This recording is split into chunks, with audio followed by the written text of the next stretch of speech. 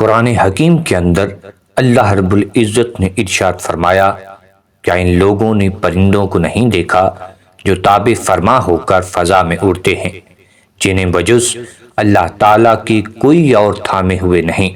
بے شک اس میں ایمان لانے والے لوگوں کے لیے بڑی نشانیاں ہیں۔ دوسری آیت میں اللہ رب العزت نے ارشاد فرمایا، کیا یہ اپنے اوپر پر کھولے ہوئے اور کبھی کبھی سمٹے ہوئے اڑنے والے پرندوں کو نہیں دیکھتے؟ انہیں رحمان ہی ہوا اور فضا میں تھامے ہوئے ہے، بے شک ہر چیز اس کی نگاہ میں ہے۔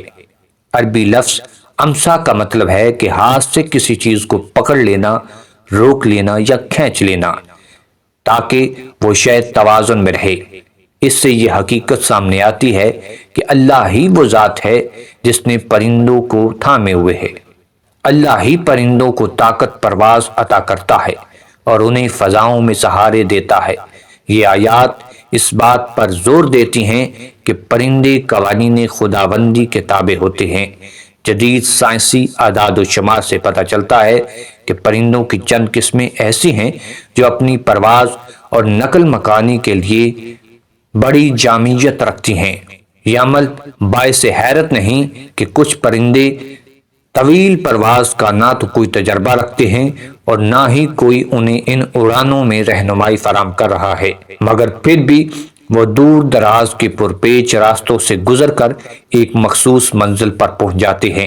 ایسا اس لیے ہو جاتا ہے کیونکہ ان کے جینیاتی نظام میں موجود ایک موروثی پروگرام ان کی رہنمائی کرتا ہے۔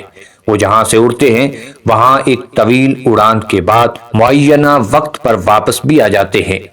یقیناً یہ پروگرام انہیں بنانے اور تخلیق کرنے والے نے پہلے سے ان کے اندر فٹ کر دیا ہے۔ یہ ساری تخلیق، ساری کاریگری کا مالک اللہ رب العزت کی ذات ہے۔